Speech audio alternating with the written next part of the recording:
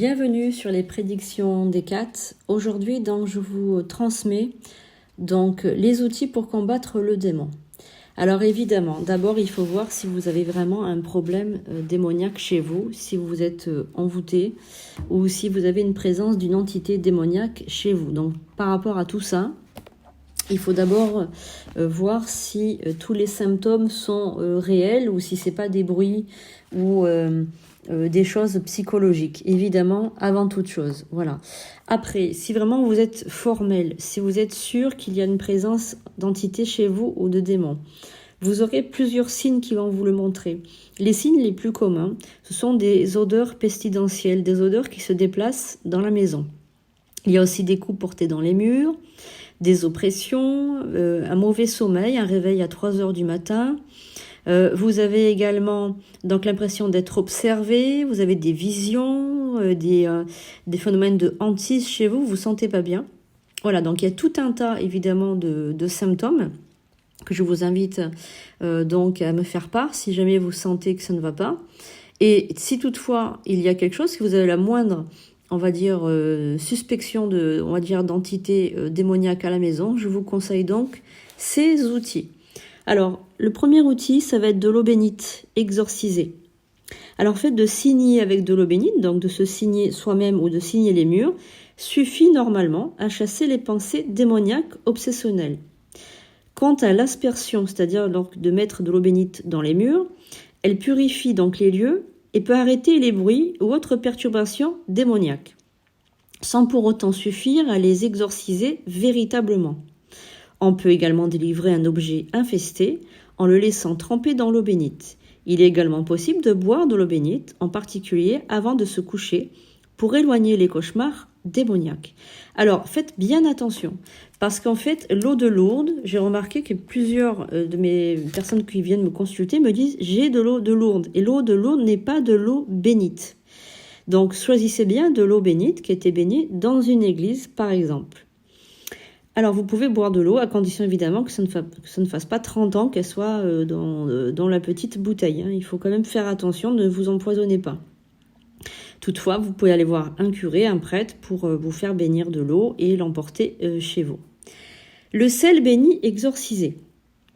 On le répand dans les lieux infestés, mais on peut aussi s'en servir pour la nourriture. Si jamais vous avez donc un objet que vous avez ramené d'une brocante ou qu'on vous a passé, et que vous avez donc une suspicion, n'hésitez pas donc à passer du sel béni et exorciser sur ces meubles-là, ou même carrément en mettre dessus ou dedans.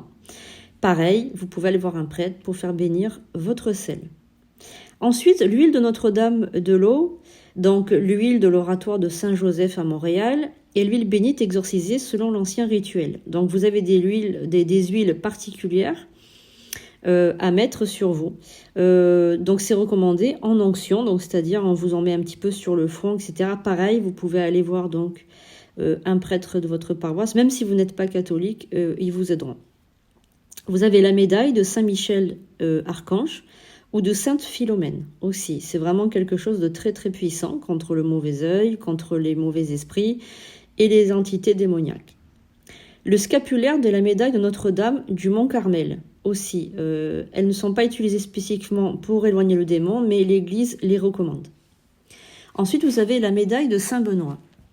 C'est une médaille dont la puissance est très réputée, surtout si elle est bénie et exorcisée selon l'ancien rituel traditionnel. Diffusée par les moines de Solms, elle est particulièrement en usage pour repousser les embûches du démon dans les tentations, les maléfices et toute autre situation difficile et dangereuse, car elle a la particularité de susciter les réactions violentes de la part de Satan, notamment à la suite des réactions de brûlure qu'elle inflige à ses victimes. La médaille miraculeuse de la Sainte Vierge, présentée par Notre-Dame à Sainte-Catherine-la-Bourrée, on peut l'acquérir à la chapelle de la médaille miraculeuse, rue du Bac à Paris, où vous pouvez la commander également. Certains témoins rapportent que les séances de spiritisme n'ont pas pu se faire à cause de cette médaille miraculeuse. Il est également possible de placer la médaille de Saint-Benoît et la médaille miraculeuse dans certains lieux pour se protéger ou pour gêner l'action du démon. Évidemment, ce n'est pas seulement des médailles qui vont vous exorciser ou faire partir un démon, mais ça va le repousser et ça vous laissera le temps de reprendre vos esprits parce que très souvent, une entité démoniaque, en fait, elle oppresse tellement l'esprit qu'on ne sait plus réfléchir ni penser, on est complètement dans un trou noir. Donc ça peut vous laisser en fait un sursaut pour aller ensuite aller voir un prêtre pour vous faire exorciser. Le Saint Chapelet. Pendant la prière de l'exorcisme, le port du chapelet autour du cou suscite de violentes réactions de la part du démon. Il déteste ça.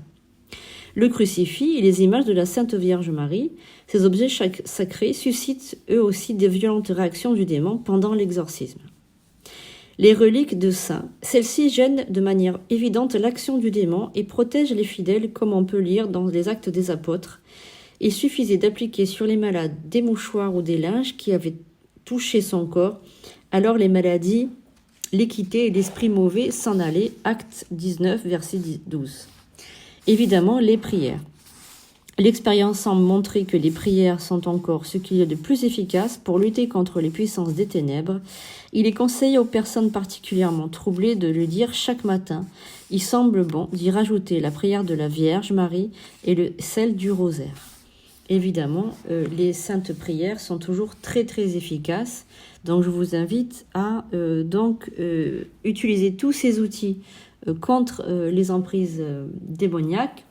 Et si vous avez des questions, n'hésitez pas donc à me les faire savoir.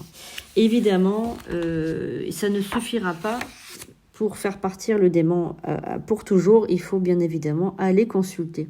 Selon votre tradition religieuse, évidemment un imam si vous êtes musulman, un rabbin si vous êtes juif et évidemment un prêtre catholique si vous êtes catholique. Voilà, je vous remercie. À très bientôt.